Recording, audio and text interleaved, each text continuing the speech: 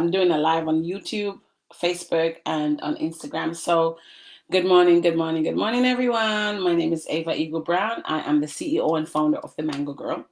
So for all of you guys who don't know, check us out at themangogirl.com. I'm on Facebook, I'm here, I'm there, so I'm looking in two different directions.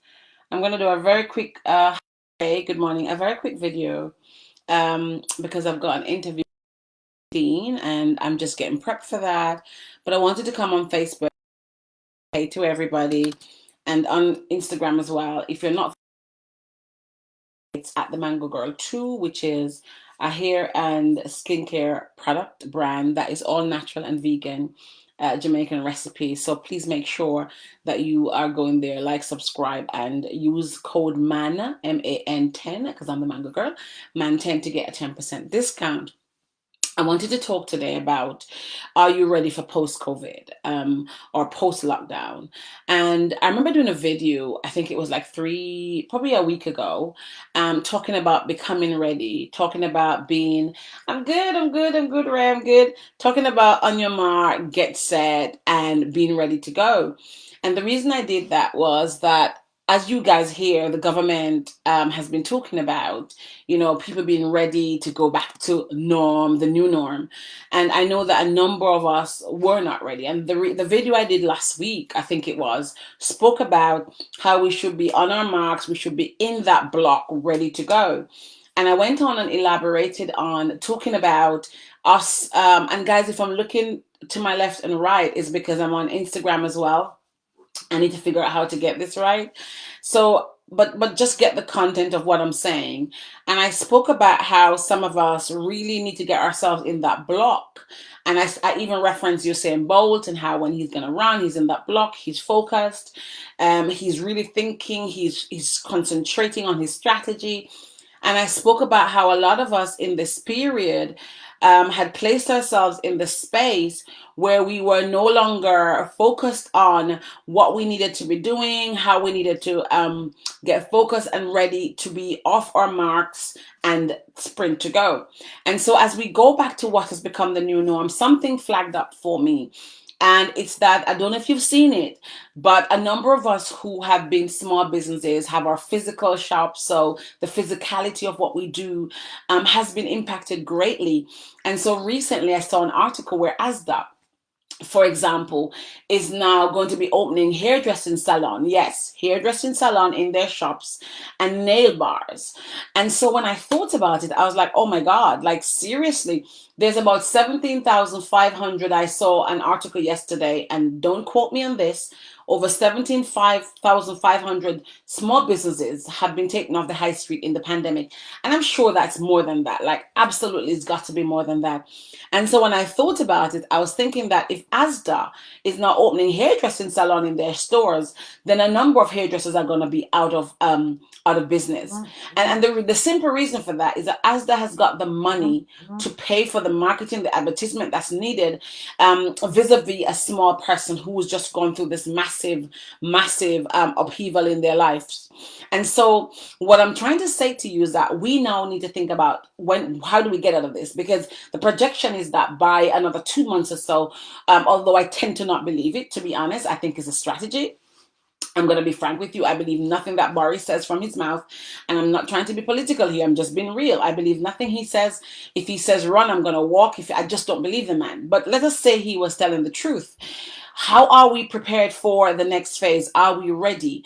Were you in the box focusing on building, writing, scoping, strategizing? Were you in that preparation phase over the last 13 months? Literally building your vision boards? Were you in that phase where you were literally focused on what is your next step? What do you want to do next? What were you doing in that space in your life when we were in that lockdown?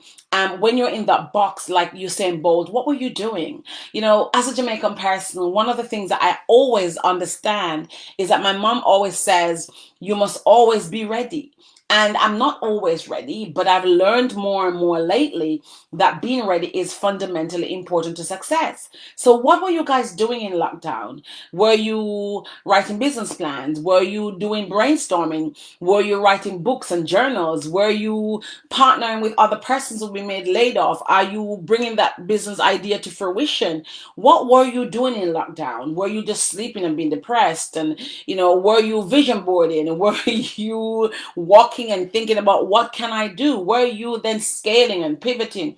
Were you digging up your skill set and asking yourself, what do I have that I can use now that I no longer have a job?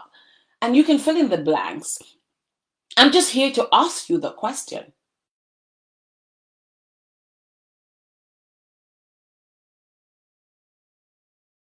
I'm out of my childhood, which is I really absolutely will never undefiably, deniably be upset about, is the resilience that I developed as a child selling mangoes on the train in Jamaica.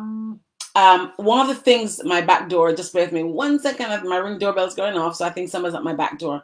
One of the things that I undeniably cannot deny, and that's just redundant, right? Is the fact that having been brought up in a culture where survival was the only thing I knew as a child, is that growing up in the Caribbean taught me how to literally eat and drink and sleep and hunt and survive and be there in order to make sure that the only way that I am this way is because of those techniques and those skills that I learned growing up as a child. And so one of the things that it did for me is that in the pandemic, it literally helped me to not just sit there and be distressed and be upset and be down. It taught me how to use those moments and those times to become very productive. That's the word I'm looking for. So I wrote a journal in lockdown.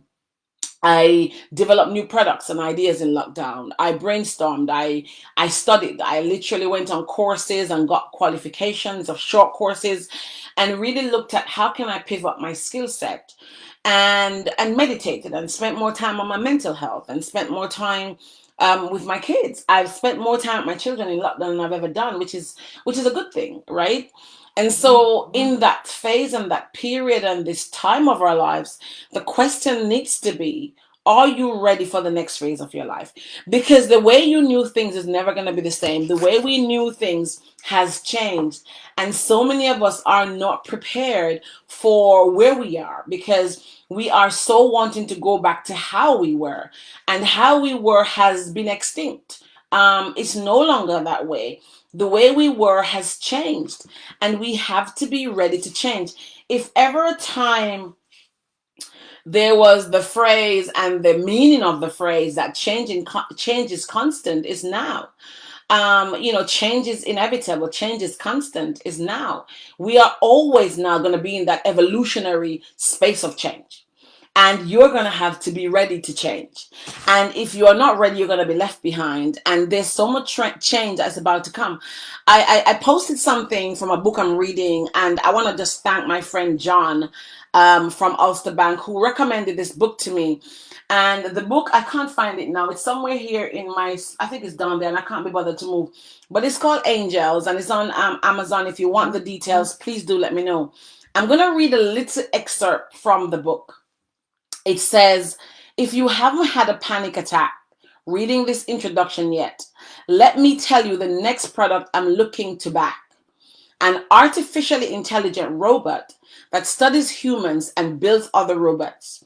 I haven't found it yet, but probably will by the time you reach the end of this book. The snake is going to eat its tail. When that happens, there is a good chance that they will be in every human for themselves. By the way, a lot of my rich folks have already planned for this outcome by buying islands on huge ranches in remote places like Wyoming or New Zealand. I'm not kidding, in brackets, that are fully off the grid, complete with solar, water desalination, fortifications, and weapons. Yes, they are billionaire preppers, not hilly billy ones. A perfect storm. Let me just say that again. A perfect storm of black swans is coming, and this book is going to prepare you not only to survive it, but to ride it out to the top. I read this book in 2019, and I remember sharing it on my Facebook. And a lot of people said, "Oh, Ava, people inbox me and ask me if I had gone cuckoo, like literally, are you gone cuckoo?" And I was like, "Okay, cool. Well, we're not anywhere beyond, behind what he spoke about. We're there right now. And so, are you ready? Are you ready for the perfect storm where the black swan, right? A perfect storm of black swans is coming.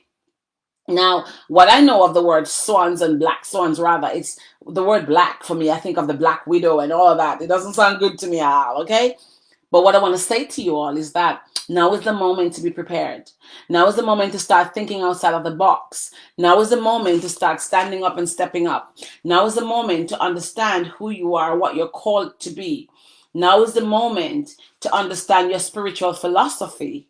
Now is the moment that you understand your life's philosophy, right? Your life philosophy is really important. It is leading you to the place that you want to go, right? So ask yourself, is your life philosophy leading you to where you want to go, right? Is it moving you through the challenges and obstacles you face right now? Is your spiritual philosophy yours? Now is the time when we have to question our philosophy, whatever that is, spiritual, mental, financial, life, your spirituality. Or is it one that was passed down to you? Do you need to change it? Is it your philosophy? Is your philosophy creating the optimum conditions of your life, in your mind, your health, your mental health, your financial health, whatever it is? Your spiritual philosophy is the way you approach life. Let me repeat that. Your spiritual philosophy is the way you approach life. It is the foundation upon which you can stand at any time, in any situation, without fear of falling or failing. How many of us felt like in pandemic we failed or we're failing? Or how many of us felt like we won? I felt like I won. My mindset was so, it's crazy what challenges can do to you. Challenges can prepare you for a life that you never realized that you could endure.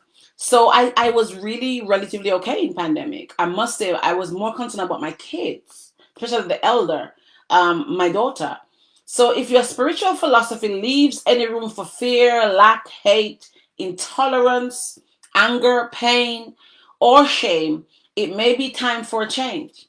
If your spiritual philosophy leaves you angry and frustrated and fearful and hateful and miserable and spiteful and greedy and envious, maybe it's time for change.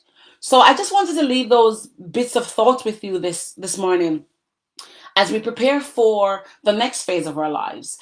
And another thing I read in the book is that the job apocalypse is coming. Well, it's here, where he spoke about certain jobs that we know they're going to be extinct, including being a computer engineer. So he talked about doctors. I mean, how many doctors are now calling you on the telephone?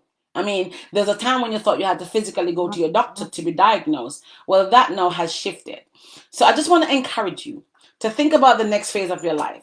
And as a book business strategist and a speaker, if I can help you, if I can help to navigate you, if I can help you to change the trajectory and the landscape, it's never too late to change. It's never too late to start. It's never too late to make a decision. The problem a lot of us have is that we don't know how to decide.